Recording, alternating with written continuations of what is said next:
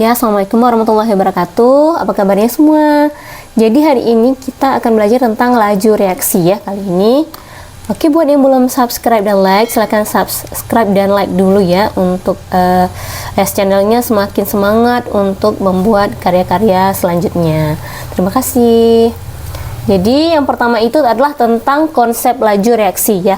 Laju itu ada dua pengertian ya di sini ya. Jadi bisa laju hilangnya reaktan, contohnya misalnya tentang perkaratan besi ya, yaitu besinya berkurang selama proses pembentukan karat. Nah, ada juga laju terbentuknya produk. Jadi yang ditinjau di sini adalah kecepatan terbentuknya perkaratan ya. Jadi ketika proses perkaratan bisa laju hilangnya reaktan dan laju terbentuknya produk ya. Jadi bisa lajunya semakin berkurang atau lajunya semakin bertambah. Nah, gitu ya.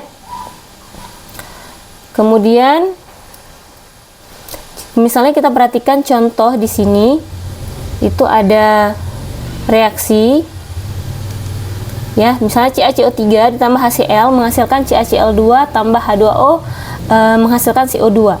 Nah, ini adalah reaktan ya, reaktan, dan ini adalah produk. Nah, jadi yang pertama kita lihat penurunan massa padatan marmer CaCO3. Nah, jadi yang sebelah kiri yaitu reaktan, dia akan mengalami laju penurunan. Nah, laju penurunan, jadi berkurangnya massa dari CaCO3 lambat laun setelah bereaksi. Begitupun yang nomor 2, penurunan jumlah asam klorida. Nah, karena masih di reaktan, maka lama-kelamaan HCl juga mengalami laju berkurangnya HCl karena terletak pada reaktan. Nah, sedangkan jika kita tinjau dari segi produk, CaCl2 ya, nomor 3, peningkatan jumlah kalsium klorida.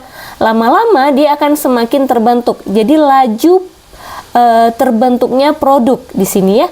Begitupun tentang volume gas karbon dioksida yang terbentuk. Jadi karbon dioksida ini yang terbentuk yang ada di produk, lama-lama dia akan meningkat. Jadi laju peningkatan dari produk CO2 ini ya. Jadi diingat bahwa kalau di reaktan itu laju berkurangnya zat, sedangkan di kanan itu adalah laju terbentuknya produk. Oke. Nah, sehingga laju reaksi dapat diartikan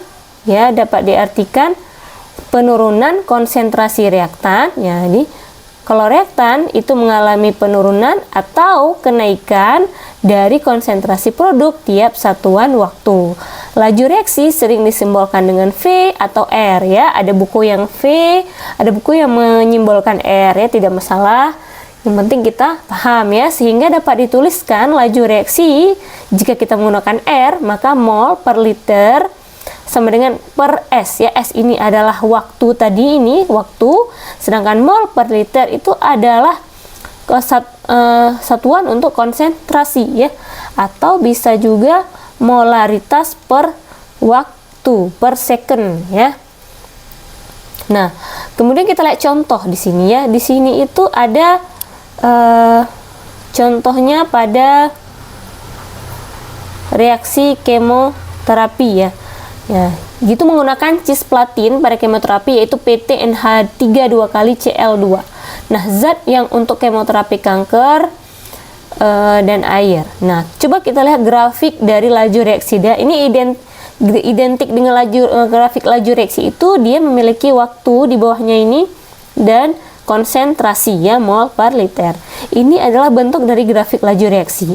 Nah, awalnya ya, ini yang di bawah ini itu adalah grafik dari produk. Nah, kita lihatnya dari atas dulu nih. Ini dia di sini ya, yang ini. Dia ini dari atas makin lama akan semakin rendah ya. Nah, kenapa semakin rendah? Karena ini adalah laju dari reaktan tadi yang awalnya itu banyak ya, di sini itu ada 0,01 mol per liter atau 0,01 molar misalnya. Nah, karena dia bereaksi lama-lama dia akan semakin habis. Oke, semakin habis yaitu kira-kira terletak pada kurang dari 0,02 molar ya.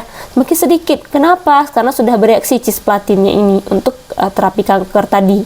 Nah, lama-lama, nah ini kan kalau diuraikan dia akan terpisah ya. PTNH3 ini dengan Cl2-nya ini akan terpisah. Ini untuk Cl-min.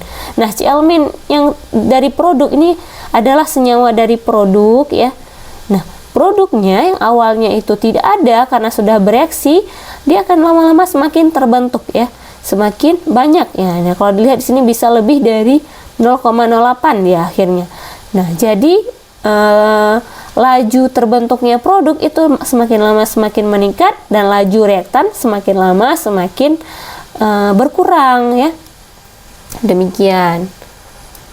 Nah, jadi kalau kita buat persamaannya, laju reaksinya adalah perubahan konsentrasi. Ini kalau untuk kalau untuk reaktan ya. Nih, kalau untuk reaktannya kita bisa katakan itu laju reaksi itu kan perubahan konsentrasi ya per waktu. Nah, ini perubahan konsentrasi dari NH3 2 kali Cl2 ini per waktu. Begitupun untuk laju reaksi produk. Nah, produknya itu adalah di sini Cl-min yang terbentuk tadi di produk, yaitu perubahan konsentrasi Cl-min per waktu juga gitu. Oke. Nah, jadi misalnya kita lihat soal pada video berikutnya ya.